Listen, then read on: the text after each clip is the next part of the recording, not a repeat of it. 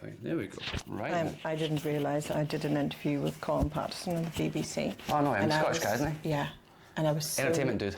So nervous that I kept burping. Really? And then I forgot that the microphone was on, so that guy in the side was like, oh. Things are gonna get better, gonna get better.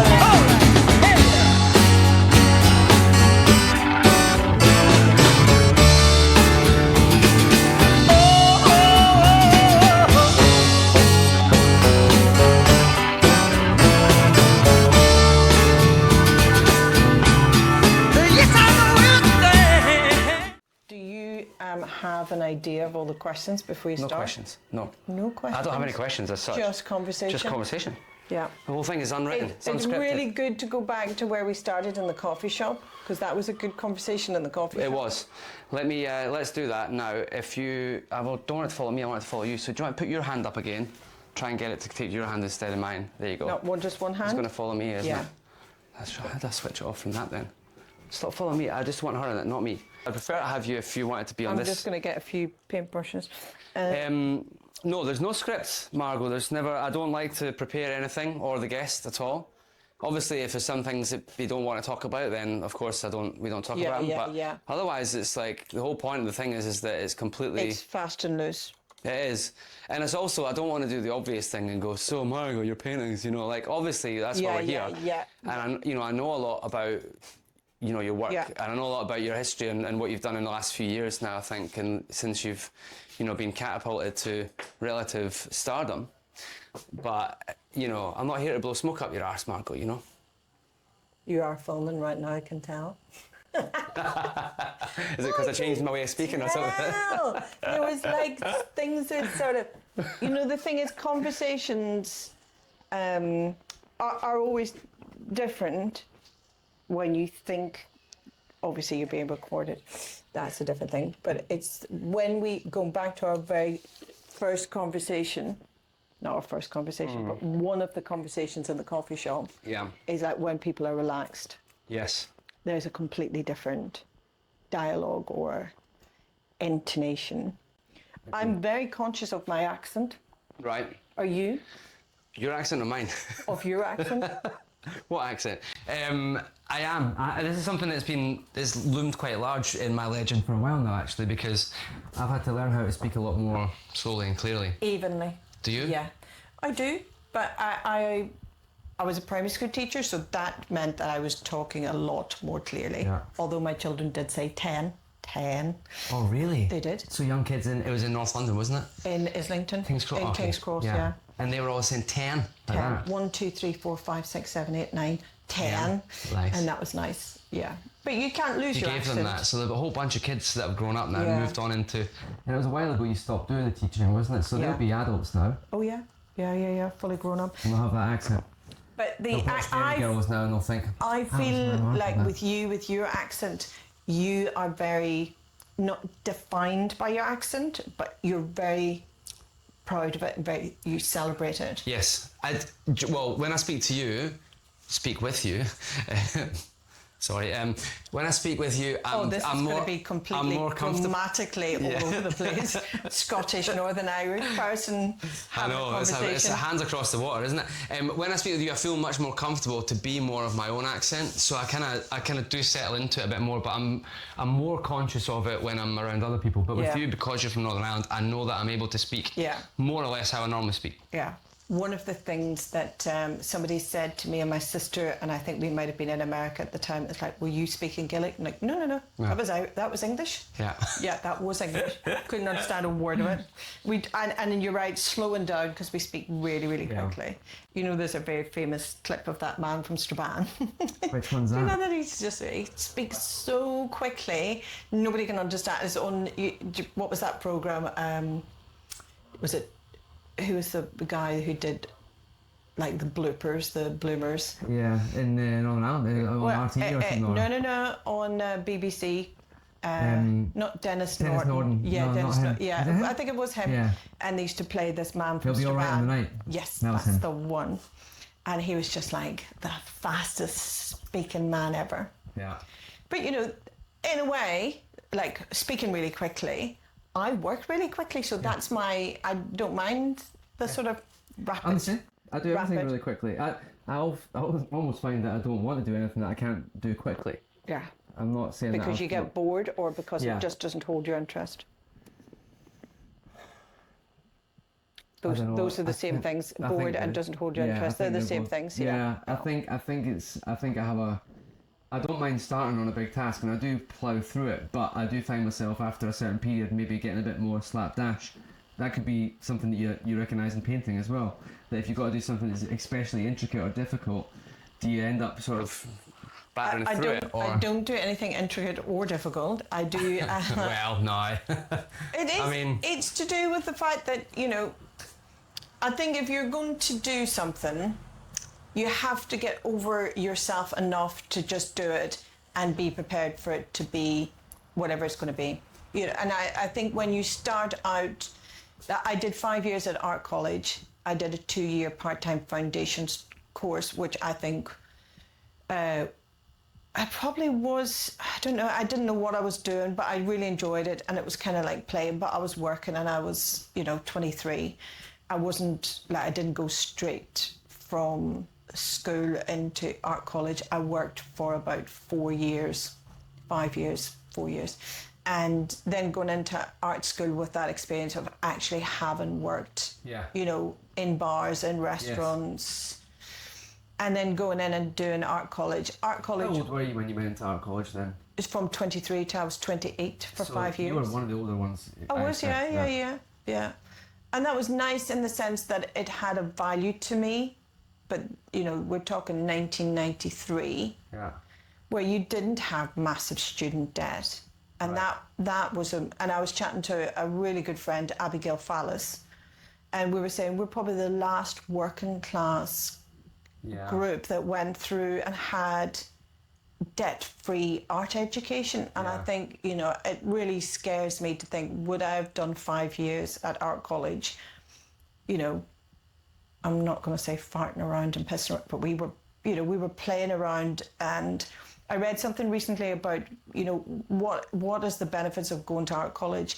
And the benefit is you get to pretend to be an artist before you become an artist. You pretend to be an artist. And I think that is where you're allowed to pretend to be something that you want to be. And you're also allowed to say it's not for you as well. Through that period, right? Pretending to be an artist for There's that a period. big- You know it's not for you through that 5 years, right? And there's a big dropout rate. I think even at art colleges, people go, I can't do it. Yeah. Because there's a lot of nothingness to it. There's a lot of well, what do you want to do? I don't know. I want to be an artist. And you have to then start building up ideas about what you want to do. But I think for me, coming back to it, at the age of 44, when I came back to it, it was I kind of I obviously I love a quote, and I read somewhere you can only really paint when you truly know who you are. And I was like, oh, I'm pretty sure I know who I am now. It took me probably longer than your average person, but where's the time limit? And then I thought, well, I do know who I am. But what I actually did was just sit down and play. And I did. I sat down and watched TV and just had a little box and I was cutting and sticking it, and my work was really small. But I was just playing around not thinking, not thinking this is going to go somewhere or what's this going to be. I was just enjoying it again. Yeah. And I think that's the difficulty of what you enjoy and then paying your mortgage and You're right. bringing up your kids. And it was that's where teaching was a great backup plan and support to what I was doing. How different is your work now, or how much is your work currently being inspired by the work that you did through that period in art college? Because there's been a big gap in between before you picked up the brush again, right? I would safely say Have you got any of the work that you did when you were at art I college? did a degree in metalwork. Right. So my mindset was to do something, to do the hardest thing you possibly could. Because if you did something really, really, really hard, Yeah. then you should be able to do the easy stuff. Like painting, is that what you like think? painting. I found, and I think my mum sent me a sketchbook I've had when I was 13, and inside that sketchbook was one of these little faces that said, "Look after yourself."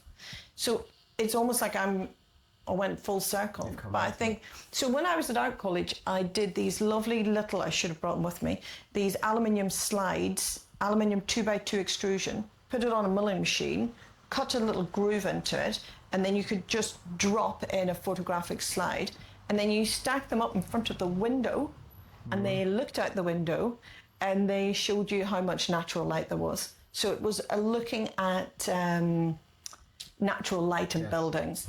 And then my thesis that I did was looking at would environmental architecture replace modernism? Whereas I love the idea of like modernist architecture, not for its just for its aesthetic, but for how it changed the lives of working class people living in slums. Yeah. So we've had quite a lot of socialist sort of things, but like the idea that, social housing, and my thesis was on Bertold Lubetkin's Spa Green Estate in Islington. Okay. And it's been like defined as the best example of post-war modernism things. But it allows sunlight in from the front and sunlight in from the back. Yeah. So that was to eradicate tuberculosis and to kill bacteria in houses. And so it had loads of health benefits and it was very modern. And I think a lot of what I try to do, it has a little vintage feel to it, but it's it is modernism. So I left Northern Ireland, went to New York, aged 19, big modern metropolis. That's a big move for someone of your age as well. Yeah, never been on an airplane before.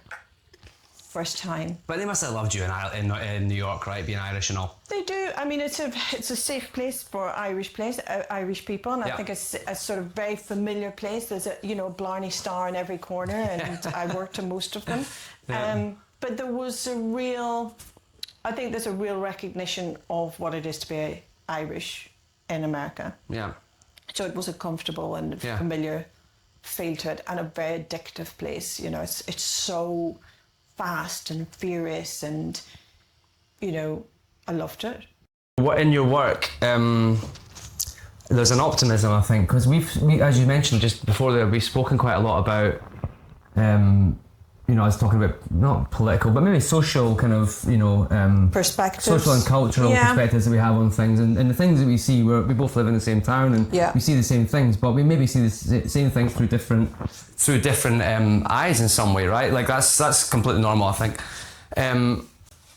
But there's an optimism in your work that almost belies the sort of gloomy outlook sometimes that you have on life. I know that you started from a rather tragic sort of circumstance that befell one of your pupils when you were teaching, and it's amazing to me to think of how bright and optimistic and there's such beauty in the work, colourful and vibrant themes in your work that utterly belies your kind of sometimes gloomy outlook, Margo, you could say. When you talk about the news of the day and the things that are all going on around us. It's amazing to think that you can go here and make this. Is it an escape for you? It definitely is an escape, and I think I seek out colour and stuff to balance. I think I'm quite an anxious person, and I think I always was an anxious person. I think I seek out colour. I find just painting so soothing, like so rhythmic, and it's a total escape. And I do think I probably am prone to be. I think I've always been prone to be a bit like depressive. I'm definitely not the life and soul of anybody's party ever. I don't know why you're. People talking and they say you don't mind the wine. No, all lies. But I do think I really enjoy being alone, being really quiet, painting, just being, I wouldn't even say invisible, but just being sort of in my own head, in my own space. And I think inside my head and inside my own space, there's deep, real happiness. Yeah. On the outside, it could be somebody who's struggling with like maybe identity or, you know, struggling with day-to-day stuff that everybody struggles, like what's going to happen to my kids, what's going to happen to the world, what's going to happen, what's going on in the news. I find really depressing. Yeah. And I suppose, like, I'm from Northern Ireland, you know, we've seen firsthand that there is a possibility for peace in the world. Yeah. You can see the possibility for people stop having extreme ideas. Yeah. You know, extremism on both sides is not served anybody. And I think I do believe that people fundamentally are really good people. And I think most people are really good people. Yeah. I've worked with so many kids, just are absolutely amazing children from all over the world. And kids here in Thanet, really good kids. Yeah. Kids are just joyful and brilliant. And that, I think, is what I learned to put into my work. Yeah, because they are youthful. They seem to be. It seems fairly. They're a young subject matter, aren't they? Mostly the women. I don't think I set out to do anything in particular. It's what I allowed to happen, and I think your life experience will dictate how you view the world and how you. And I think how I've viewed the world is I definitely see that young, bright women bring something to communities. And me and my husband were driving out of Waitrose one day, having a look around. We're going, there's loads of like young, beautiful people around. Yeah. And you're thinking, something's going right here if you can keep young, bright people. And I think that's optimism, isn't it? Young people don't tend to turn up going, God, I'm really worried about mortgage rates and all the humdrum stuff. You almost don't want to put that on them at this point. Just, you know, don't worry about these things. Just be young for as long as you can be, right? Yeah. Well, do you feel like you grew up fast? Yeah, I think I was very aware of what was going on around me. And I do remember the day that Maggie Thatcher got voted in 1979. Great day, wasn't it? Yeah, it was. I remember thinking, that's great, got a woman Prime Minister. Yes, well, I mean, for as much as you revile them, they're the only party that have had 3 female Prime Ministers, I think, right? Yeah. 3, is it? I think it will be 3, right? It's been Thatcher, May, Truss. Who you obviously, I'm sure you very much. Yeah, you've got 4. They've had 3, and they've had. Yeah. Who else have they had? They had Kemi Badenoch. Kemi's leader as well, and she's a black woman as well. Yeah. For as much as they're criticised, that's a party that's actually put women and people of colour at the front of their party before Labour has.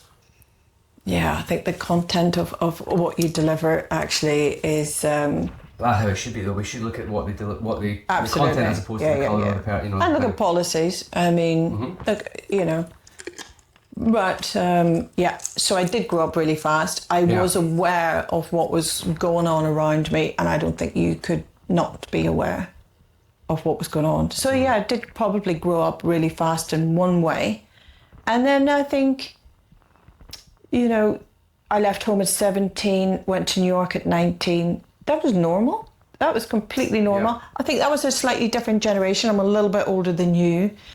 We used to have a big meet-up every Christmas, like everybody come home from whatever corner of the world that they'd ended up in, and they'd come back home every Christmas.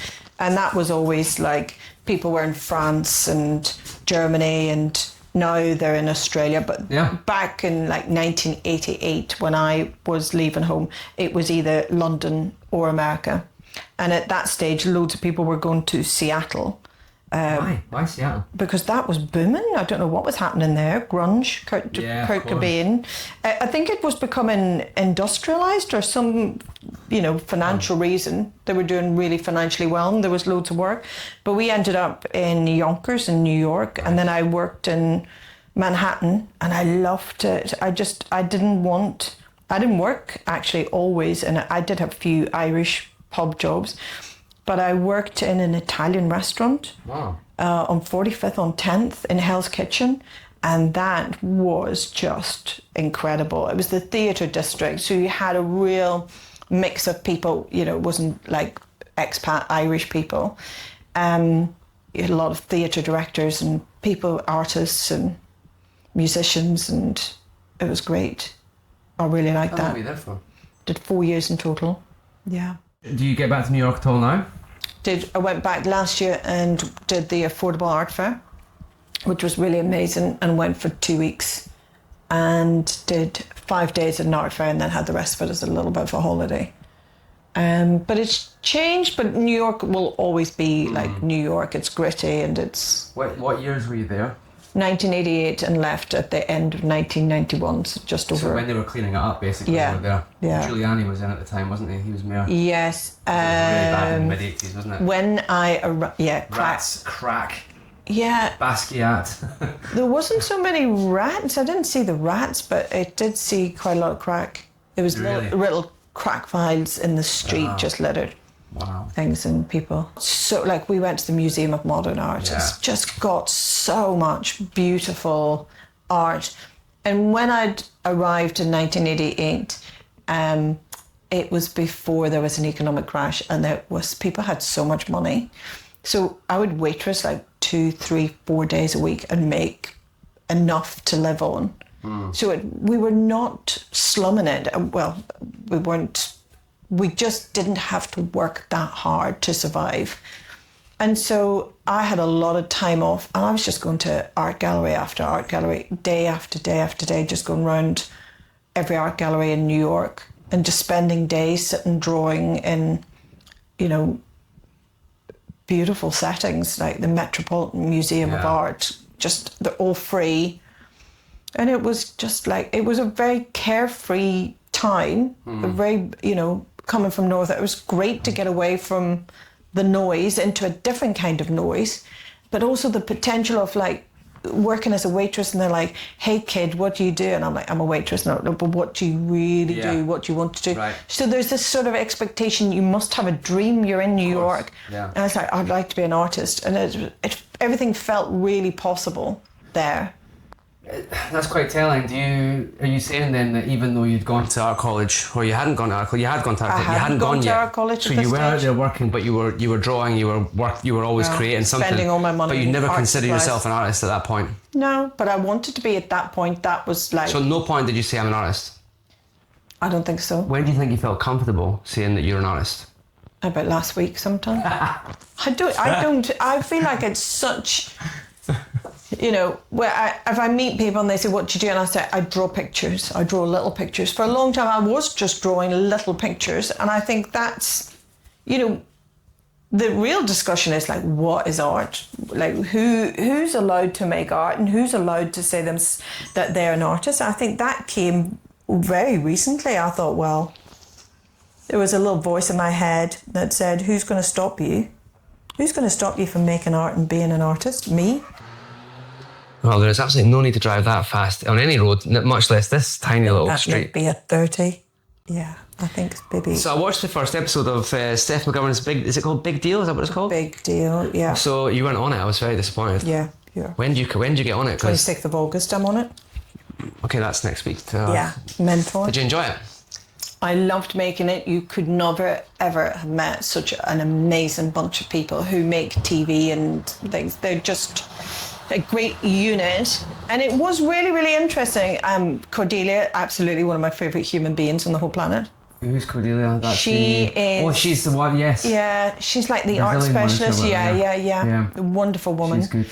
And like, that's my thing, the art world, and making art and selling art and being part of something. And it's just, I mean, obviously you can say what you like about it. Everybody's going to have an opinion on that one. But it's great to see, like, one whole episode is coming from Margate. Oh, really? Yeah. And so one of the things, like, Margate has more art galleries than off licenses. We should promote that stat a bit more. Absolutely. And so, like, why is there so many creative people in Margate? It's because it was, maybe is for a little bit longer, a very affordable place to live, and artists will seek out places that they can afford to find spaces to put on shows or make art or whatever, or live, or send their kids to school.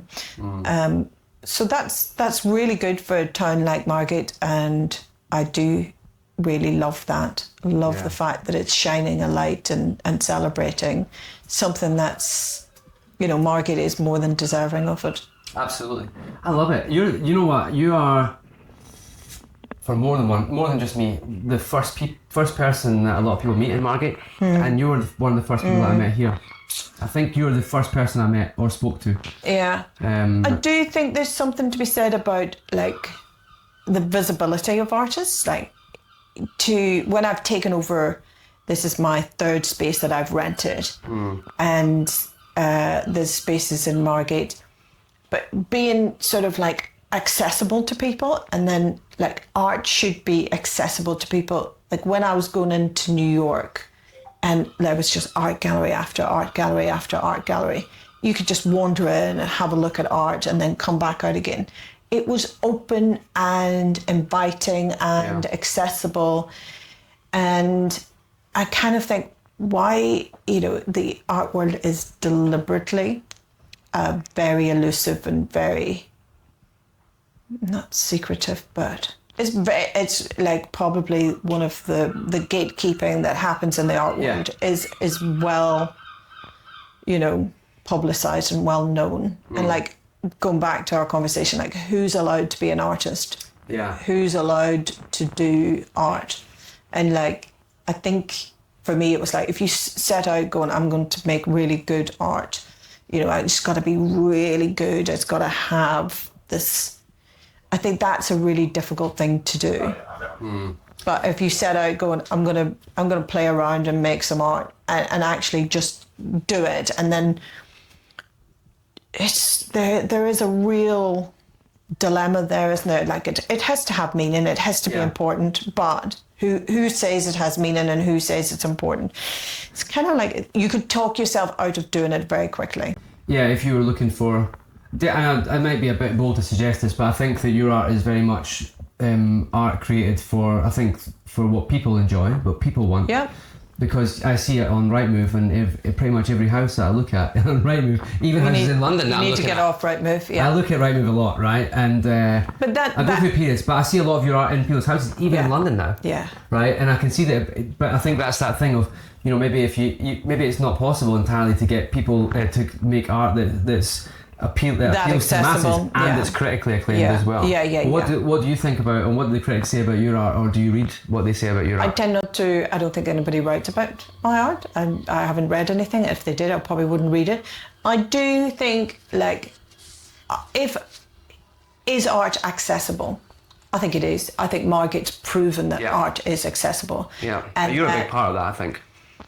Well, you know, the first time I did a pop-up was just after the Turner had opened. It was in the Old Town in Lombard Street, and Jamie Beeden, who's a really amazing photographer, had a shop, and I went into that space, and it was just, you know, it was just lovely, and I was just making art and putting it on the walls, and really, I think it did capture a bit of what was happening back then, because it was like, it was possible. And then it is a really difficult thing to put your finger on, go, it's this, it could be anything. And I think you've got to make the art and then work backwards, maybe, because, you know, by not making the art doesn't exist. Yeah.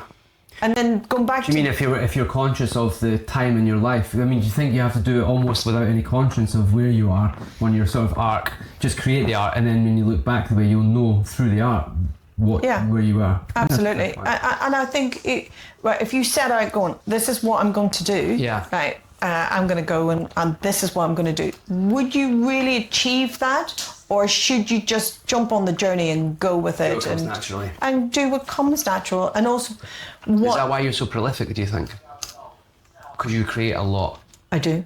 I actually just flow out of you. You don't have to think. It flows out of you. You don't say, tomorrow I I'm have a going to, or bit today of a I'm going standing joke with my husband. He'll go and I see you've got another creative block, and I'm like, yeah. But also, it kind of like is one idea, and I think most artists have either one or two ideas, and that's who they are in their work. I think the biggest thing that I've overcome is that I do not do the self-destruction thing of going, I'm not doing that. And also, like, who do I want to have access to my art? Yeah. Anybody, you know, nurses and teachers are my two favorite. And it's the pricing, it's the accessibility. Would I've had the success living in London? Not a chance. I wouldn't have taken over the space. I wouldn't have had the mental freedom, you know. Like moving here, 2010, we moved for financial reasons. It wasn't because we fancied, you know, having a very leisurely life living by the coast. It was that we couldn't afford anywhere else. Yeah. And we didn't. Like, we were renting in London. We moved here and we could afford to buy a really, really, really small house. And we did. And we sort of, like, we had 2 kids. We just made it work. And then I do think there was a realization, like, we're going to be really poor. Yeah. We might as well be really poor and happy. And, like, as long as I'm painting and can be creative, I will be happy. So I think it's kind of like a really weird trade-off. It's like, accept where you're at, accept what you can do. And then, I don't know, I don't really believe that anybody's, like, that search for happiness can be really futile.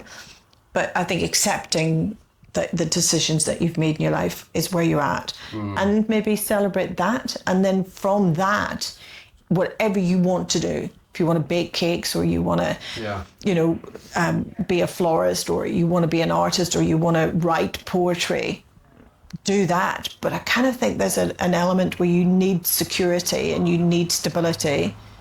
You need to have some base, not, or, you know, something that you can build out from that. Because if you're constantly failing to pay your mortgage, or constantly tortured over how costly living really is, I don't know if you can be creative on that. Which is going back to, like, accessibility. Who normally, traditionally, has access to making art? Yeah. Desert Island Discs, one of my favourite things to listen to when I'm working. No, we'll do it here if you like. David Hockney's Desert Island Discs, and he went to art college, and at the interview they said to him, are you a person of independent means? And I think he was about 17 or 16. He didn't know what it meant. Went back to his parents. He was from the north, wasn't he? Where was he from? Yeah, Bradford maybe. Yeah. Yeah. Leeds, Bradford. Maybe, yeah, I think it was York. But they said to him, you know, he said to his parents, what does this mean? They said, don't worry about it. Just don't worry about it. Just go to art college. He was one of the only people to go to art college and start selling his work while he was at art college. So those, you know, those restrictions of not having that security of somebody who's going to cover your rent while you play around and have a bit of a, you know, a bit of a laugh. That's a huge dictator of who can make art, or who's got the financial freedom to do something that doesn't make money. But when you picked it back up, so you went to art college, you taught for a while, and then you came out of primary school teaching, and then you picked up the brush from there. Were you in a position then, did you feel that you were actually in that place where you weren't sort of fending off the wolves of the television licensing man weren't at the door? Yeah. You were kind of in a place where you could do it as an escape and then commit yourself to it as well. So when you said about your art not being, you couldn't have done this in London, do you think that you could even make this work? Do you think this work is inspired? This work feels like it's inspired by Margate in some way, or by the sea, because there's a lot of swimming and a lot of things around it. So could you even have made this art in London, do you think, when you were at the time? I think that I came and I remember finding all these little pieces of plastic on the beach, and like pink plastic, and just how bright those colours were, the orange, and just noticing how bright, and the light is different here because it reflects off the sea, it's brighter. And I think, but then it was like I moved here And I spent 4 years probably sitting on the beach, you know, with my 2 kids and just not doing a huge amount with my life and just maybe having some mental time off. And then they both started school, and then I went back to work as a supply teacher. And that, the drawing and the painting and the little collages, those were my coping mechanisms to cope with like day-to-day joy. Yeah. And I was getting back to something that I did set out to do a long time before. And I think, you know, thinking about age and aging and getting older, like I know that I'll be, like, there's a lovely Judith Kerr documentary about the children's illustrator. She did Mog the Cat. Oh yeah. And she was 93, and there's a film of her walking up these, climbing the stairs, like really, really, really capable older lady. And she's going up into to draw all day, and I thought, I want to be Judith Kerr. I want to be that woman that's 93, that goes to the loft, and it's like, I'm just going to do another painting. I will be, yeah. Do you think your work will? Do you think you'll know when your work will take a turn and you'll be inspired by something else, or you'll find another direction? Do you think you gradually move I don't into that think you anyway? need. As an artist, I don't think you really plan that, or you No. know. I You know don't. when it happens though, or you just go with it. I think you just got to go with it, because again, going back to all the sort of things that can stop you from being like really, it's all about just make the art. And then I think I'm more conscious of how I work and what I do probably now, and maybe that will increase as I get older, don't know. But there's so many obstacles that you do have to overcome, and 90% of them are personal. I was going to say. Yeah. 100%. I agree with that. You know, this is not in any way comparable to your situation at all, or any real artist situation, but I used to write music and play in bands and things, and up until about 10 years ago or 11 years ago, I was doing it a lot in Copenhagen, especially before I moved to London. But then I moved to London and became so much more focused on the reason why I was in London, which was job. Yeah. Which is work. Working, and I leaned into that completely and made the work my entire personality.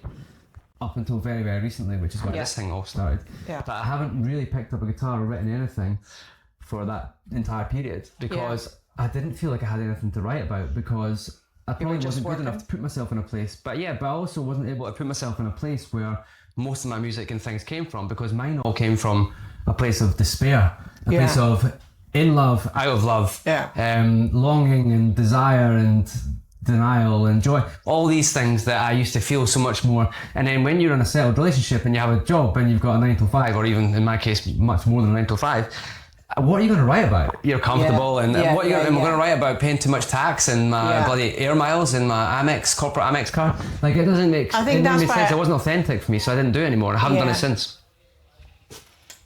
But I find conversations really difficult, because when people say to me, like, you don't phone me anymore, and I'm like, what am I going to say to you? I did a painting, and then after that I did another painting, and then after that I did another painting. But I think there's a compulsiveness, and there needs to be this compulsion. I went to see Tame Impala with my 18-year-old son. What do you think? Life-changing. Yeah, really good. Life-changing. Yeah. And then that lonerism and that sort of vibe, and that, like, where he found his music was like in deep loneliness, and like he's a very introverted guy. like, how can he appeal to a 57-year-old woman and an 18-year-old boy all at the same time? Incredible. And then everybody that went to that concert, there was obviously a big Instagram download about everybody's experience and stuff, and everybody sharing that sort of. But I think we need art. I think we need music, particularly as, you listen to the news and it's like, the world's ending, the world's ending. Yeah. The world's always been ending, and the world will, without a doubt, end. We will all end. We will all die, that thing. But we're forgetting how to live. And I think the day-to-day living, and I'm definitely speaking as somebody who's like, finding day-to-day joy. I find it in painting. I'm not sure I find it in, like, I used to find it in cooking, and I did definitely find it being with my kids when they were little. and I still find it with my family, but that's just something different, isn't it? But we need music, we need art, we need human connection. Yeah. And I think going back to like, could I have done this in London? No. To take over a little space in Margate and open it up and go, I've done a few pictures, I'm going to put them on the wall, that starts this human connection again, and it just moves. And I think, you know, I'm not the only successful artist in Margate. There's loads of successful artists, small, independent artists who are doing loads of shows, who have got this woven connection all over the town. And that's the secret. It's not like one thing happening. It's all these multiple little things happening. But I think I feel compelled to do what I do, and it's really addictive. Really, really obsessively addictive. You've already started one over there, and you popped it away to dry off, and then you started another one. But, and I was going to chat. I actually genuinely wanted to challenge you on this paint every day thing. There must be days when you just want to stay at home. You've had 6 glasses of wine the night before at some barbecue. You've made a titty yourself, and then you go home and then you want to eat 6 packets of spicy bikers and watch the telly. No, you're talking about a recipe for my best work. And it's just like the. I just want to know that it's. Feel like shit. Must paint. Really? Feel a whole lot better. Really? It's did have a very interesting conversation with a lady about like autism, and she said I was actually watching a Greta Thunberg documentary. Yeah. And Greta Thunberg was saying I like to do the same thing over and over and over again, and I looked at my living room floor, and it was just.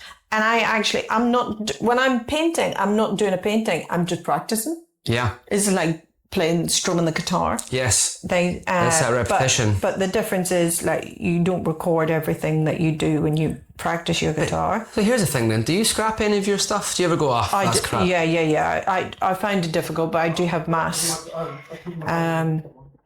Yeah, I do, and I need to do more because I need to move studios and I need to get rid of like loads of stuff. This is too small for you now, is it, or you've outgrown it? I think I just need one. You know, I love being in Margate, and I think just having one space in Margate would be ideal. And a wee escape for you to be working out there while the kids are at school and husband's here. Yeah. Doing his work. Will he keep this place and work here, or what does he? How does he work? I think we'll hopefully just get one. I just need one space, and just.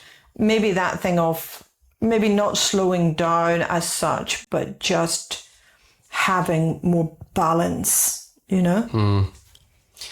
I find it hard to be balanced. I'm either doing all the paintings or all the paintings. I don't. Yeah, you don't have a factory. You don't have anyone working doing the paintings for you. No. And in fact, I would sack the lot of them and go, "I'll do it." You know, the bit that I enjoy, the fun bit is the painting. The doing, yeah. Which you don't like to promote it or sell it then, really, or I mean, you don't want to be in the shop, pitching it, and you want to be painting all the time, right? I actually love meeting people. So the ideal solution would be to have my studio and to have it public facing. Because it's a big part of. Well, I mean, I think this is what you've made it quite accessible, because I came here and bought a couple of things from you, maybe a plate or whatever. Yeah. And I would like to buy one from you, perhaps today, maybe in the shop next week. But it is that you've made it quite accessible for people to meet the artist, right, and to actually understand it. And I think that my own experience of art and artists, and I've got a friend. Many years, I've got a few friends who are artists actually. Sometimes they used to speak in ways, and they used to write about their art at these shows they would do, and I would say, what language are you speaking? Yeah. Like, what are you even saying? I think it was unnecessarily verbose, and it didn't make any sense. Whereas I feel like with you, there's an authenticity that I actually can relate to, and I think that plays out in your work anyway, because it's got bold messages of you and me, babe. I think I saw love is the law or something. Love will win or whatever. There's lots of these sort of really simple, as you say, about cliches. We talked about that before, perhaps off camera, but cliched messages, but ones that are actually just so fundamental and actually quite important. And I think that makes your art very accessible for people like me who I don't, and for everyone who maybe don't really get along with the art world and wonder if it's really for them, because it is so. David, I can't imagine you not getting on with the art world. I'm sure you have got pictures at home. I do. Well, but what I don't have is enough original work. And I'd like So more do you of have that. prints? I have a lot of prints, and only prints that I've seen in real life. So Yeah. like I like Jackson Pollock. I was like, I think that working for a big corporate some years ago, Bloomberg, who sponsor Yeah. all of the, they have Yeah. like they sponsor all of the galleries all over the world. One of the best benefits of working there, apart from the salary and just the general experience, was actually the access to the world's galleries. Yes. And to go to even the paid exhibitions and the tour, the guided exhibitions. And see things that have, real, true, like wonderful works of art. Like I've seen, Jackson Pollock, Duchamp, Giacometti, Francis Bacon, Lucian Freud. Have you ever all looked these. at like those pieces of art and felt like they changed who you were? Yeah, absolutely, 100%. I always say this when I was going to see abstract expressionism at maybe it was at Royal Academy, or there was another one called American Dream Pop Art to something or other at the British Museum. Yeah. Both of those two, I said that when I left them, it was like, how that... that exhilarating feeling you get when you go to see a band when you were younger, you went to see the Undertones or something, or you went even now, Tim and Pam over there. I walked out of that and was like, whoa, like that genuinely felt a physical... a different person, yeah. Jackson Pollock and But you can see how important people need art, and I think that's... that's the thing though. Like that's why I never used to think of it as being important. I thought of art as a luxury. Yeah. Until then, and I realised it's as important as music. Because I would never consider music a luxury. Yeah. But then I would always think that painting is not the same as music, right? music's a necessity. You hear it everywhere. Yeah. But painting is the same for me now. A couple of pieces of art that when I was teaching, I had a little boy, and I remember his name, Jaffro. Jaffro made me a piece of art. And it was a piece of paper, and it was computer paper from when, the dots on the side. Yeah, dots on the side, still have it. And he thumb printed his thumb throughout and filled in lines the whole page. And it's one of my favourite pieces of art I've ever had. That's one of them. And like children, like anybody who works in a primary school has got access to Picasso, Matisse. Yeah. These children just pours out of them till they had about 7 or 8, and then they go, no, it's rubbish. Yeah, of course. Doesn't match their mental expectation of what it should like. But the imagery, the rawness, the honesty, the authenticity of children's art, and I love children's art. And then the other artist I love, Elizabeth Frink. I love those big goggle heads. She did Horse and Rider. Yeah. And she just chain smoking, and I love that. I love to be that end of life chain smoking, grey hair. Do you think smoking's coming back? Smoking, It's massively, coming back. massively. Yeah. You're going to get back on again? No, it's very bad for you. We should have a fag here, should we not? No. Don't encourage me. No, definitely don't need to be smoking. Little rolly. Is that what you used to do? Art Rollies, college. was it? No, Yeah, I of didn't. course, I always hated it. I was always spitting out tobacco. Yeah, So I yeah. definitely don't want to return to any kind of smoking. But that, like Elizabeth Frink's work, those big, massive goggle heads, I find them just like consuming. Yeah. And the strength in them. And who else? I love Edward Hopper. Yeah, same.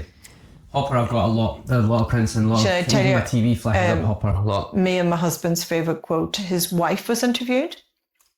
She said, speaking to Edward Hopper, my husband, is like throwing a pebble down a well and it never lands. So obviously they didn't, he was a very uncommunicative man. Right, okay. Me and my husband really relate to that one. That's one of our favourite quotes. Most of our Edward conversations Hopper. when I meet you and your husband Jonathan, right? Yeah. He's very happy to let you take the lead. Yeah, but he has got, It's a great he is dynamic like you have. an encyclopedic knowledge of the art world. Really? He did a fine art degree in painting. And so at the very early stages, I would be going, I would make art and he'd go, a really, really good observation. And it was never like, oh, well done you, that's brilliant. It was never that. It was more like, oh, that reminds me of, you should look at this artist. And I would like, oh, yeah, like Maggie Gill, I must have a look at her. Yeah, and then just sort of sparking that sort of, and there is real safety and knowledge, isn't there? That like, I felt like between nobody was going, good for you, Margo, you should really do this. That had to come wholly from me. Right. But having this little quiet voice, and he's a very quiet man, in the background going, it's just like interesting piece here, and think if you thought about doing this. So it's a really good connection, really. Does he paint? No, but I'm every day trying to get him to make art again. He made... He's painting amazing art that you don't know about. So he did do a fine art degree, but he made... we met and we went to a Donald Judd exhibition at Tate Modern, whatever year that was, 2004. And but he, for his final degree piece, he made this big... And actually, it is in Ramsgate, and I think it's broken. It's with one of his ex-girlfriends who's got it. I'm going into that house to steal it. And it's my favourite piece of art. And it's just LEDs, just little LEDs, very Donald Judd-esque. But it's without a doubt my favourite piece of art. And I would definitely break into the house and steal it back, but it's a bit big. Wow. I'm going to need him, and he's not help. You'll have to help me. Yeah, we could do a burglary We could together. do it, yeah. I've done it before. Yeah. Old habits die hard, baby. Yeah. So, talking about the Desert Island Discs thing, then, since we talked about music a little bit, go on then, indulge me. What are you taking with you? What record? Oh God, all of them. So that tends to be about like a period of time in your life where you listen to something and it has meaning. But the undertones, Here Comes the Summer, is one of my favourite songs. That sometimes just pops up in my head. But then I'm really open to new music. I like listening to Joe Wiley's evening sessions, and I usually come here and paint and listen to Joe Wiley. So I like always keeping... Joy Crooks, have you heard her? No. Oh my God, she's just amazing. She's got a song called The Perfect Crime. I'm a killer. She's just absolutely brilliant. It's Kirsty Young, isn't it? Not anymore. Oh, when if it was. When was the last time you've listened Oh, no, I don't know. It's been a while. It's not Lauren Laverne. Oh. Is it Lauren Laverne? No. She's ill, isn't she? Or is that someone else? She's been ill. Oh my. Lauren Laverne, she's great though. She is, yeah. Someone is particularly ill. I forget who, isn't it? Tell you who's very ill. Lucy Davis, the actress from The Office, but the one who's she's in the other one. What's wrong with her? Stage 4, I think. Yeah. Really bad. She's only got really bad. Bloody devastating, isn't it? But Lauren Laverne's been very ill, hasn't she? I think. Yeah. So it was Kirsty Young when I listened to it. So, I mean, you might need to go back and listen to a few more. You might be able to get one. But you listen to. No, I love it. I love listening to. I do find people really interesting. Probably why I draw people. Yeah. I love people. I can't draw, so I talk to people. Yeah. Very similar. Very similar. You draw out secrets from people. But I love it. It's been the best thing in my life to do this. People are just fascinating. You'd make a good teacher. You've not thought about being a teacher? I loved people. And when I can't live on £24,000 a year. No. And work 100 hours a week. Who's going? That won't keep me in stripy t-shirts and clogs. No. You'll never. You get good holidays though. I know, but there's something I don't take. I don't take any holidays at all. Do you not? No. I don't want to say that mine is an unrealised potential because I'm still young enough and I am finding my way back into something. Not even 44 yet, David. I'm for 41, God's so yeah. sake. See, you're an inspiration to me in many ways, Margo, to be honest. But I think age, we're told that, by the time you're 25 and by the time you're 18 and by the time you're 29, yeah, no, that's by the time you're 30, I felt that way. The whole world's rushing at you saying you should do this. And it's much harder being a woman because you're so much more limited if you do want to have a family. You're time limited, yeah. Yeah, you're biologically limited. But creatively, like most people who are really successful, they're not successful at 17, 18, 22, and 30. What you said was really important. So this is another thing that I'll take from you and go away and think about for weeks. When you said about, you can't, until you know who you are, you can't really create, right? Or can't really create. So for me, like I do want to create. I do want to do something different. I feel like I'm hitting on it again now. So I work in finance still. I work in in the financial banking sort of world, but I've I've always held myself in a way more now than ever, where I've kind of unmasked to the point of being me completely at work and it being okay, and actually it being appreciated, especially by my clients and by people I work with, because they actually appreciate the honesty or the authenticity or the decency with which I conduct myself and operate. Exactly. But now more than ever, I am finding myself moving into something again, which is I'm doing a lot of photographs now. I'm doing this thing where I'm talking to people, and it's been transformational for me, because it was a period of not knowing if I would really want to continue doing the work thing, sitting down and meeting real people after quite a difficult period living here with a bad sort of experience, a neighbour type issue that you know about, and that really made me close up to the point I was actually desperate to get out. You know, that is fundamental. That was peace. You know, you cannot have peace if somebody's invading and causing noise. And it was dreadful. Yeah. But it's one of the things it's done for me is that pushed you out. And it has in the last year since that's been gone. I sold my house, but then didn't get the house that I wanted to buy, and that was a knee-jerk reaction to all that whole thing, because the house I was going to buy was in a very small village where we'd had no neighbours and no conversations, right? Yeah.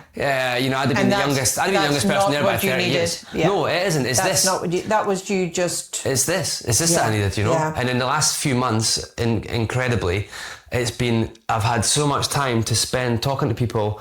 And the conversations that I've had that have not been filmed have been longer than these ones, right? Yeah. I mean, I met a guy at Waitrose on the steps, and he was struggling to go down the steps. I ended up talking to him for an hour, and he told me his whole life story. Turns out he was a furniture dealer, you know, of some fame, you know, in the furniture world anyway. And he was he'd lived and he'd seen the bloody Berlin Wall come down, and he'd been everywhere. This guy had been everywhere. You know, and I stood there for an hour talking to him, and he was talking about all his ailments, and he said to me that.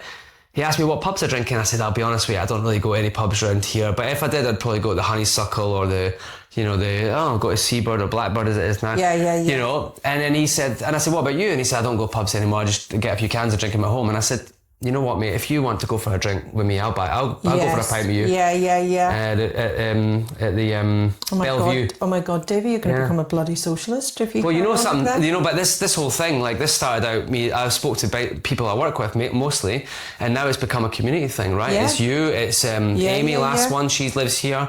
It was who else? Anthony and Phil with the Barnsoul Vineyard before that. Anthony lives around the corner from here, lives in Liverpool Lawn. Phil lives on this street. I think we assume that it's all community now. A government creates a socialist mentality and cares for the community. It's not the people. It's you, Davey, on the steps of Waitrose.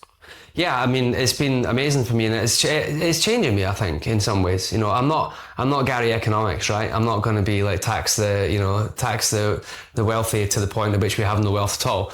It's hard to. I mean, I don't know anything.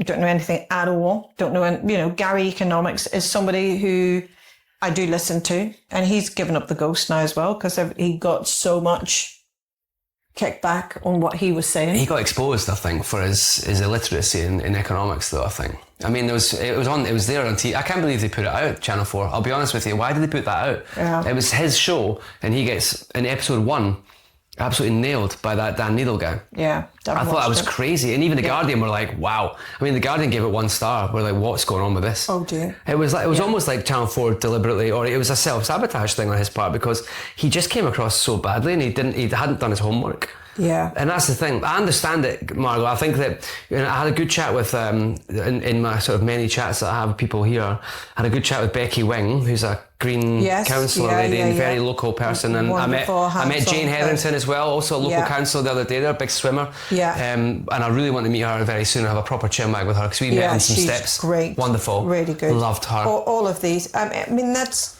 But Becky and I chatted for ages, and it was during the local election, I think it was, for the council elections, and she said, I wonder what's going on with this election today. I hope it isn't the bloody whatever reform thing or whatever, you know.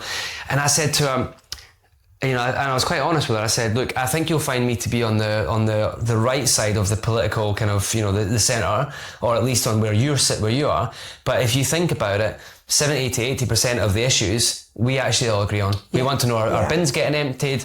Are the streets clean? Are our children safe? Are there opportunities? Are there appointments at doctors? And have we got, you know, the ability to go to a dentist? Where does all the division come from then, when you get people divided and going Well, we don't talk enough either, though, right? I mean, look. At the end of the day, we sit here and we come from opposite sides of more than just a political divide, Margo, right? We come from a religious opposite as well. Yeah. And yet, funnily enough, when you actually speak to people and you let go of or you leave your own prejudices at home, you find that you've got so much in common with them. We've got loads in common, and you've said to me today, a lot of things that I'm saying are actually socialist kind of things, and that is, that's because I don't believe that it's a spectrum, right? I don't believe that there is a left and right. I just believe that we're all. We do personality politics and we don't do policy politics. Yeah. And I think. Well, look at Burnham. He's just swept in on personality, really.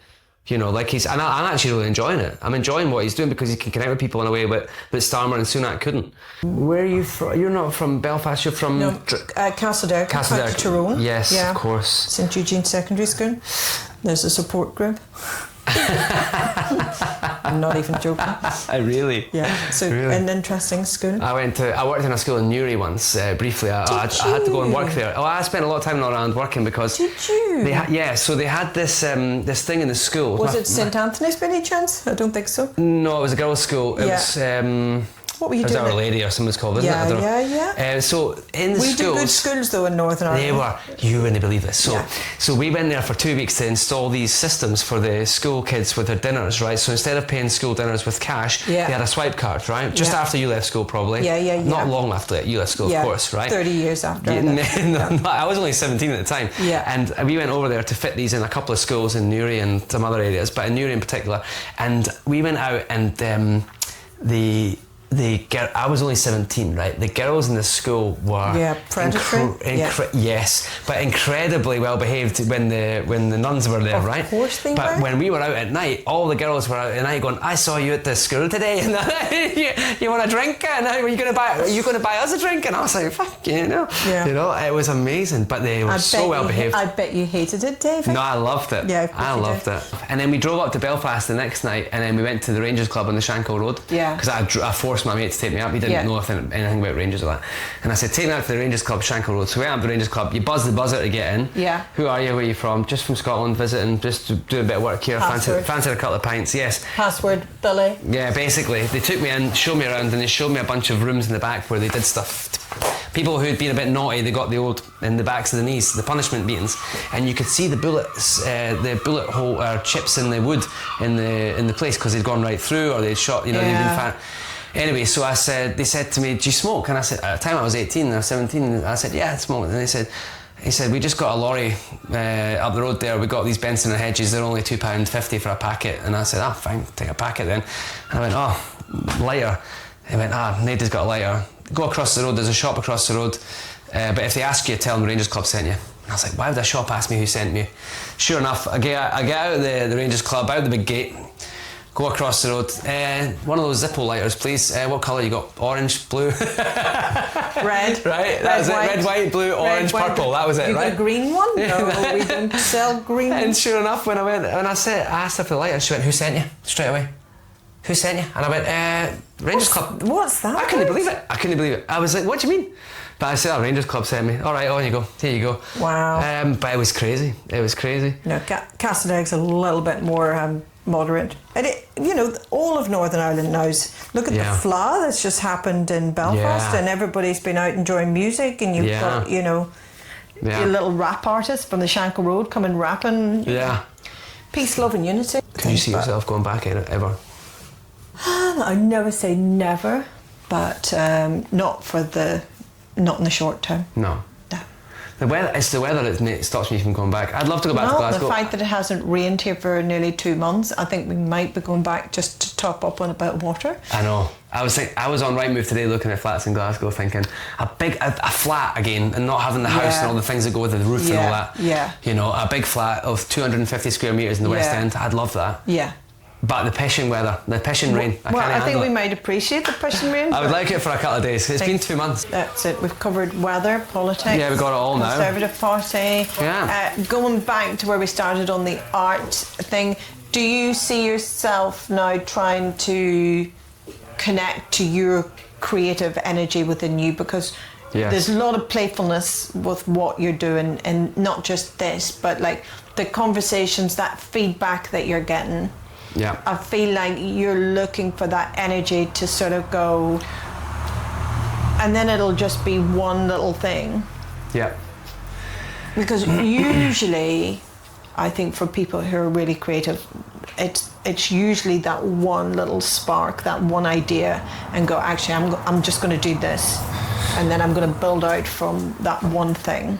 This is the bit where you get me to paint.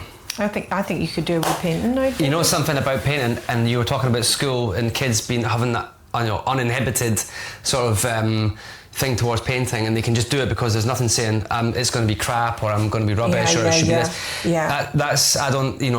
I've always been in my own head about anything I create, so I'm my worst critic. But when you were a kid and you remember this teaching, don't you remember they put a penny on you, like a painting penny, but they put it on the front way, like a jacket. Yeah. I always felt like it was a straight jacket. Yeah, it was a straight jacket. And I know they should have put me in a straight jacket, and they're still trying. It was a straight but jacket. That to me feels like a straight jacket in painting for me, so I can't do it. Are you going to do a man with a little moustache and a stripy top then? Do you think that's what I should do? I think that's what I should do. Yeah, I think that's what I should do, isn't it? Yeah. Self-portrait. Yeah. Let's do it. Let's do it. Where do I start? Come on, you're gonna. Well, I would start with your jawline, because what distinguishes. You might have to do the whole. Yeah, you've got a nice jawline there. What? How do? Where? You're going to have to really guide me though. This is going to be. Do you want guidance? Yeah, absolutely. Are you sure? Yeah, absolutely. Just start on the cheek, on the up. I would do the shape, the sort of think about. It's bold. It's quite a bold sort of. Yeah, that's it. That's and it. Then sort of like Love it already. That's a nice mark making. Yeah. And then we're going up. Yeah. So you look. It's quite square, isn't it? Definitely got a bit of a chin there. Does it start here though, like there? I think, right? That's quite thick. So I should use a thinner brush, maybe. But no, you can. Listen. Let's do 3 best of 3. Okay. And I think you work quickly, because I think the more what's happening with what you're doing right now is you're thinking about it, and therefore it's slowing you right down, exactly. and therefore the more you overthink it, the less authentic what width it of is. brushes we've got here? Yeah, we've got some different widths here. I think that might be the thing to do then. Yeah. Just to kind of cut across a bit in some way here, and then sort of. Don't be too self-conscious. Just do it really quickly, and I think just get the marks down. Yeah. There's some really nice marks there. Okay.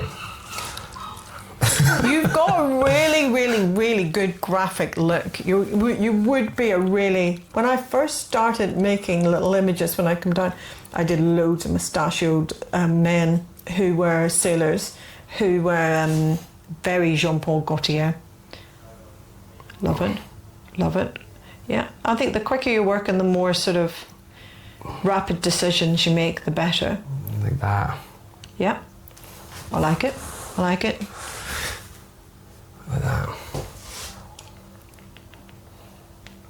I never smile. What was your school experience like then? Terrible. I hated school. Why? I was very good. I knew I was very clever. I knew I was in the top of most of the things I did. Could you solve things really quickly? Yeah, I think so. I think then that was my you were memory. sitting there like bored, waiting for everybody else to catch up. I was a bit disruptive. Yeah, Can you believe that? And but I also was very competitive to the point which when I was in primary school, I had a friend of mine who was also called David, also a short guy. He was very good at football. We were the best too, but he was better than me at football for sure. He was very good at maths, very good at English. We could spell. We were the best at everything. But I became competitive to the point of it making me a little bit ill, and I used to not go to school with worry. And I used to. Interesting. I had long periods off school through worry and stress about not being able to be the best. And even though I knew I was at the best, I was top. And what age were you then? About 10, 11, 12? 10, 11, yeah. I became very self-conscious. Yeah. And I used to have to see a what do you call it? Shrink. Yeah, I went to a nurse, a psychologist, a child psychologist. Yeah. I've had a few of those in my time actually. I had a Northern Irish one called Fergal, and he was he heard a lot of the things I was saying as a kid, and he said, "I don't know if you're being provocative and just trying to be." Yeah. So I've been the same, the whole time. Yeah. So where does my head go? Where does my head go from here? What does my head do now? I would do your eyes next. Yeah. Finish off your lips, and then come back up and do your. Right. Yeah. And so I've got an eyebrow, or is that an eye? That's an eyebrow, right? So I want to do my eyes. Maybe. I think that's your eye. Do you think so? I would go and then do your eyebrow up here. Okay. Yeah. So And just keep working really quickly. I think the quicker you work, the better. okay. Yeah, your eyes are bigger than that, but that's fine. They can be like it. slatty today. Yeah, they're yeah, tired yeah, today. yeah. My eyebrows are bigger than this. They're not girls' eyebrows either, but let's see. I love it. I do love it. Keep going. So I went to a child psychologist and they prescribed me classical music. Oh, okay. Mozart. Wow. I listened to Mozart. What, to dread to think what you'd have turned out like without a bit of classical music. It changed my life. Wow. I have a lot of experiences, Margo, that have changed my life. Yeah. And some I can talk about and some I can't because I wouldn't have a job if I talked about them. But Yeah. but I've had one particular experience which completely changed me because I knew that it was that or a path of complete destruction and devastation. Yeah, and it's what Fergal told my mum when I was in I got him in high school. Fergal told my mum, David is a brilliant child. He is very clever. I played the trumpet. I was very good at the trumpet. Yeah. And as a kid, I was very good with music, and very good with a lot of things, and being a joke, whatever, entertaining type dude, and making a lot of people laugh and stuff. But he said, he could be brilliant with it, or he could be destructive to the point of him going to prison or something. Yeah. And it being a real problem for him. How did your mum take that? She was very worried, but I don't think my mum really knew what to do. I just get this feeling with my mum that my parents, both of them, they just never really knew how to contain me or how to deal with me. I still don't feel that they understand me, But then I feel like that about most people, right? I don't think people understand me full stop, right? I don't feel that people really. Do I understand me? I don't know. I think that's why you kind of doing this is like this is for me. by asking questions, not asking questions, but being in conversation is you finding out who you are. I feel, and I say this a lot to people, and people who watch this will know because hello there, how are you getting on? I say I'm an alien. I don't believe I'm from this planet, and I believe I just got here from another time or another place, and I'm trying to figure out how to do life, and I don't really know how I'm doing it, but I'm trying to do it. So that's the kind of way I'm doing it. I'm just trying to find a way to do my life in a way that's okay. Because I don't really know what's right. I don't really know if I'm doing it right or well or not, and I don't know whether I should even compare myself. Do you not know what you want out of your life? No, I don't. I don't truly know what I want. I'd like peace. I'd like to be able to sleep better. I want to. Do you swim? No, I don't. I run and I cycle, as you know, because you see me mostly in spandex. So I don't swim. That's the one discipline that I don't really have that much of. I should be doing a bit more of. That's really good for sleeping. Yeah, I mean, I'm pretty good at getting to sleep. It's the staying asleep bit that I've not got that well. So that's not my favourite thing. My favourite thing is not to stay asleep, which I'd like it to be if I could. So I'd like to be a bit better at staying asleep and not getting up. I wake up at 3, 4 with racing thoughts. It seems like my everyday wake up gets earlier and earlier all the time. You're a very high energy person. Yeah, very. So maybe that's linked. I don't know. But, who knows? But it's interesting to think, what do you want out of life? I don't think big questions like that are actually useful at all. I think the small little bits is like, what do you want to do tomorrow morning? Or, it's very hard to plan your life out, isn't it? Because that's the whole thing for me. I'm not making a plan anymore. No. I'm not making a plan. Did you make plans then? I feel like you said earlier on, I feel like, I love how you're a great interviewer, you know that? You know how you said earlier on about, God hates plans, the whole pressure of being 28 or whatever, and saying I must have a house and be married. I feel like I kind of felt that. I moved to London from Copenhagen first time around when I was 28. So I'd been in Copenhagen since I was 21, and I was in a band, and I was riding about on a bicycle, and I was smoking cigarettes, renting a flat, and owning nothing, and reasonably happy. I had my kids and things there as well. Yeah. So you became a dad at what age? 24. Wow. Yeah, Eugene when I was 24, and Archie when I was Archie was 26. So when I moved to London from Copenhagen at 28, I got there and all my friends were getting married, engaged, buying houses, and I was going, I'm just bumming about on my bicycle, living in Canary Wharf, going to Greenwich. At 28. Yeah. earning well, but not having anything. And I was on an old Dutch bicycle, and I'd ride to Mile End and go to a cinema. I used to go and watch, French movies at the BFI and stuff like that. I didn't really, and I was working in a big bank, on the 26th floor. Yeah. Or the 49th floor in a big bank. And I'm going, they're like, what are you doing? And I was like, I'm going to go and get a tattoo, and then I'm going to go and see this spoken word poetry in Stoke Newington. Yeah.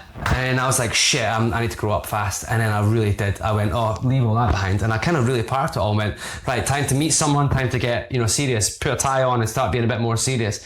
So I kind of did that, and I lost a few years of my life. And I realised it wasn't me, and it made me unhappy. Yeah, but I do love that. You need to put your moustache on. How do you think I should do a moustache though? I think you've got quite a good, nice, strong, thatchy moustache. Do you think it should be a thick brush though? I think you could. Well, the thing is with the small brush, you can always add the big brush on afterwards. That's a good you can point. start small and then go big. That's a good point. I really like it.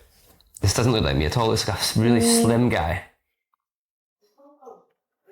Davey, you are a really slim guy. Love the moustache. I keep telling people that I'm fat. Love the moustache. Now that is a painting. You got to take that home and frame it. Love it.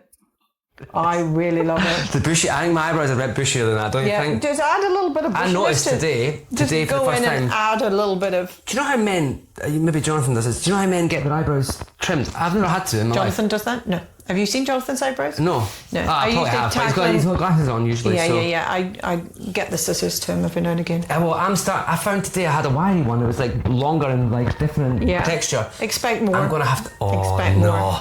Dennis Healy. I've already been... That's better. I've already been plucking hair where it shouldn't be. Do you think Tops of my ears. Yeah. Tops of my ears. Around here, this is why, like, when you said... He looks French, this guy. I love it. What did I do with the hair thing, though? It's a bit weird. And this flat thing around his head, that doesn't make sense to me. I should have just went all the way up like that and just let it meet. Yeah. Do you know what I mean? I shouldn't have made it such a blunt... Right.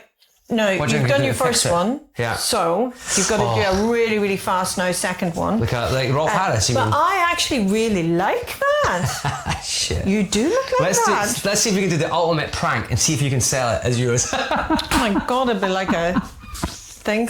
Could you imagine someone I'll snap that right up. Look, I really like that. We have to show it, don't we? Look Where's your camera? There look it is. At that. There. Look, I mean, the likeness is uncanny. Uncanny. I'll be a bit sharper. Did you enjoy painting it? No, I was terrified the whole time. Do another one. Terrified the whole time. Just to make you even more punishing. Okay. But it's interesting that I think you can't find something until you actually acknowledge that you're... and are you looking for something? Maybe you're not. Maybe you're just having fun. I'm looking. I'm searching, but I'm not doing it too... One of the things that I remember... Okay, so I remember... I'm open to everything, Margo. To where it goes, yeah. I'm open to everything, Margo, right now. Like, I'm really enjoying where this is... Everything's taken me. It's allowed me and afforded me that. Yeah. I think it's that thing, and I'm not an artist, right? But doing this thing has actually afforded me the opportunity to spend time talking to people, and it's given me license, to have these conversations where we've had lots of conversations like this. We have, but over a few years, over multiple meetings. Yeah. But it's given me license to do it all in one place, and people have been really receptive to doing it. Yeah. Like, I'm amazed at how many people actually want to do this thing with me. Yeah. Amazed. And you know what? There aren't that many people who watch it. There aren't. There's only maybe a couple of hundred. Do you think? Views, 500 views. I think. But I'm not doing it for that. It's a bit like you have to make the painting first before you know. I do really struggle with people who don't make art, because I'm like, just make it, just crack on. Yeah. But I do understand there's a lot of alignment needed. It takes a long time as well to get into the headspace to be able to do things and feel confident enough to just let the brush hit the canvas, or the paper. How many cliches do you think we could actually remember now? Yeah. Start before you're ready. If you start before you're ready, you just start, because if you start something, how do you know when to start it?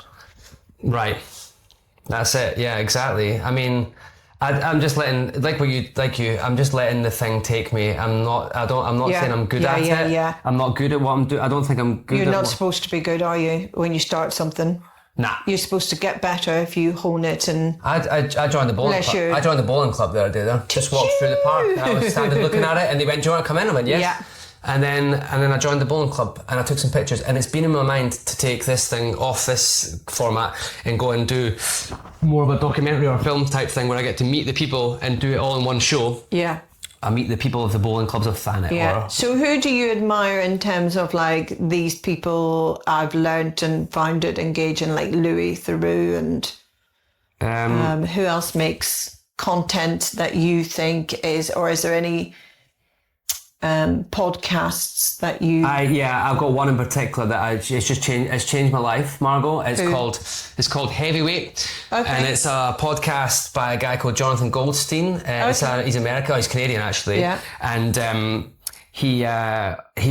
it's a show where basically it's like, do you remember a kid at school who, you know, was your best friend at school, and then one day they just weren't there anymore. Yeah. And you didn't get to see them ever again. And you wonder what happened to them. Yeah. Well, tell Jonathan that story and see if you can find a way to bring them back together again and find out what happened. Yeah. There's an episode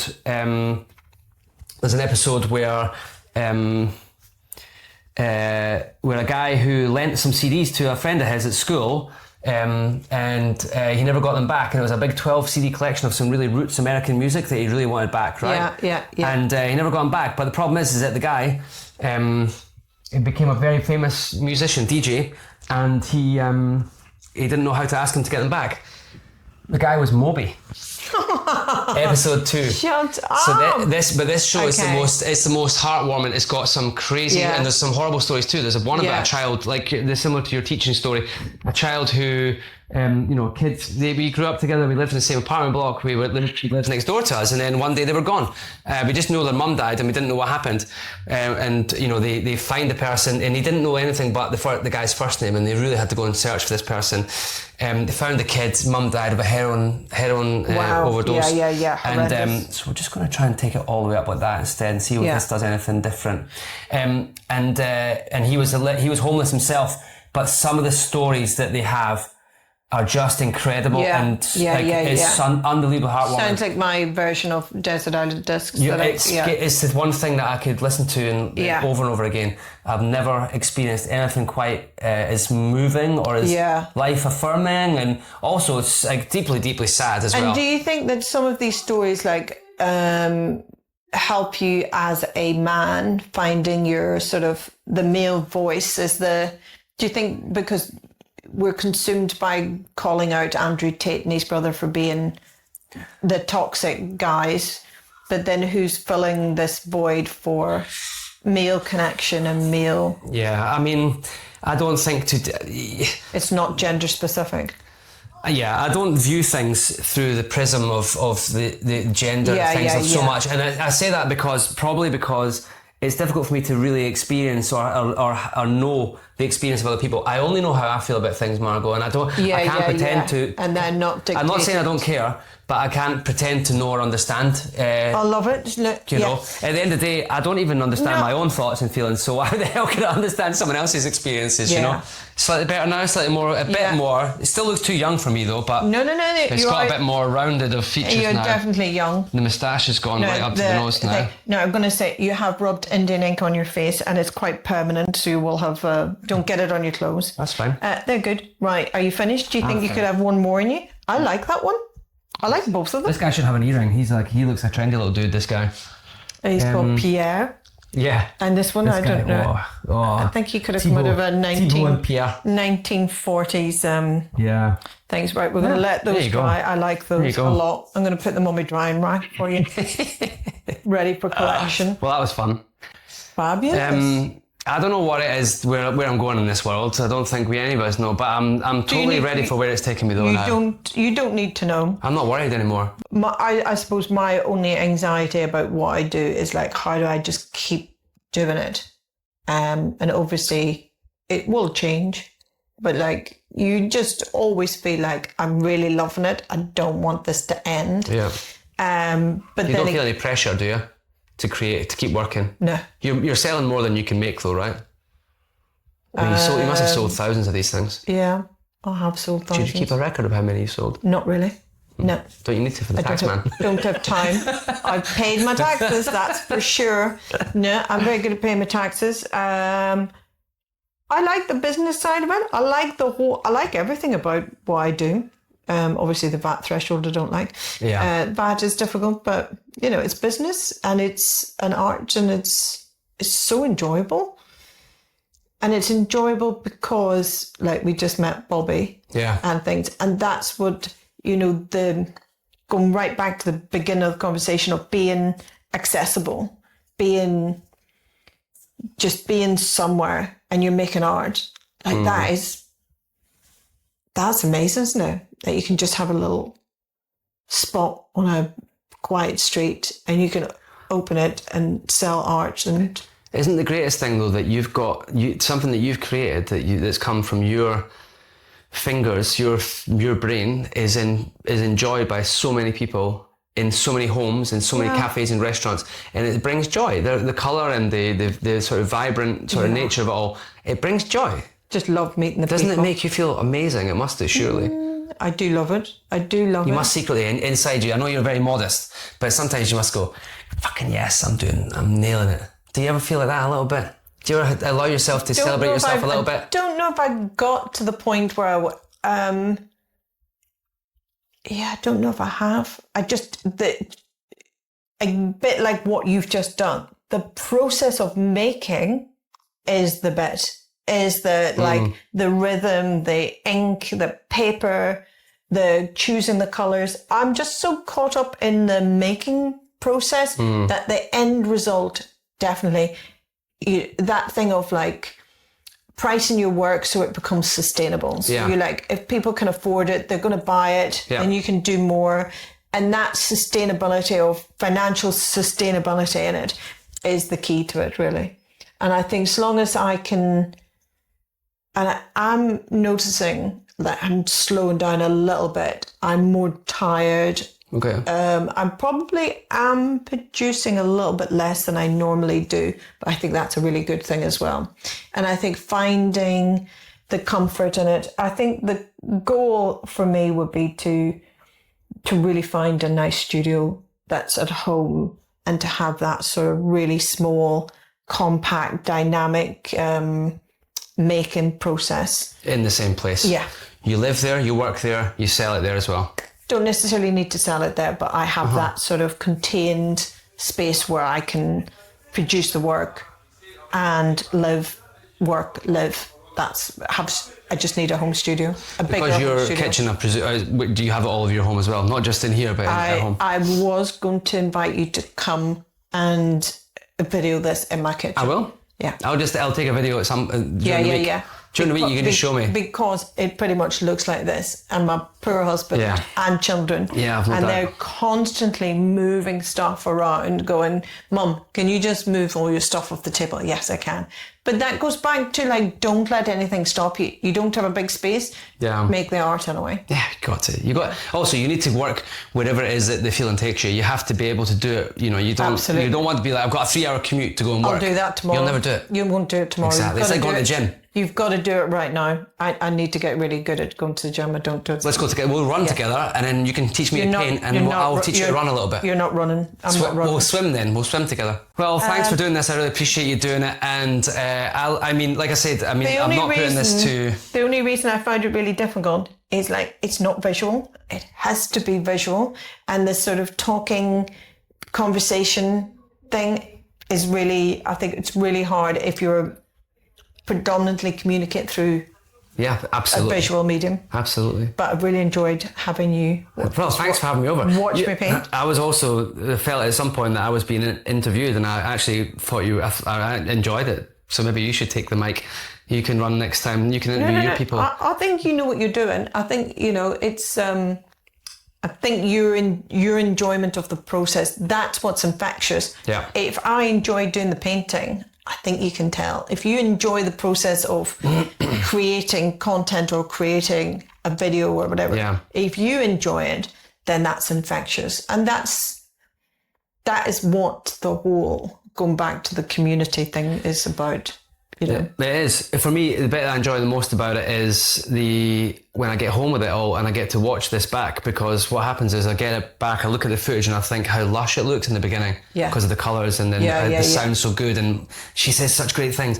And then I've watched it 7, 8, 9, 10 times and I hear myself and I go, fucking hate it now. But because of course I've seen it 10 times now, I'm bored by it. But what happens is a lot of the things that you said today, I'll hear them again and again, and they'll really live with me. They'll have more meaning. They have a lot more meaning. Yeah. And they sit with me, and they ruin me in some ways if they're very deep things that I've heard a lot of the last 10 episodes. But sometimes they can inspire me, and I think yours is on the inspire side of things. Well, like they're not trying to ruin you. We haven't spoken about it. We haven't touched on anything too harsh. There's been no trauma, I don't think, today, which is good. No, Let's take the trauma out of it. Always good. Thank you, Davey. Thank you very much. Thank you. I will look forward to watching you on the 26th of August on the Big Deal, Steph McGovern's Big Deal, right? Yeah. And while I still can afford it, I'd like to buy one as well. Fabulous. An original from you. Don't really have that many. So I've got a couple of guys in stripy t-shirts. If you're I'm going gonna have a couple of them. We'll do a really good deal on those Let's ones. not. Yeah, like 2 for 1, right? 2 for 1 on those. 2 for £1. Yeah.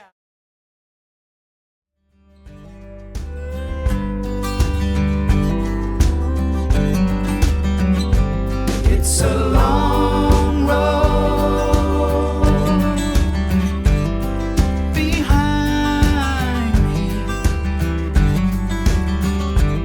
It's a long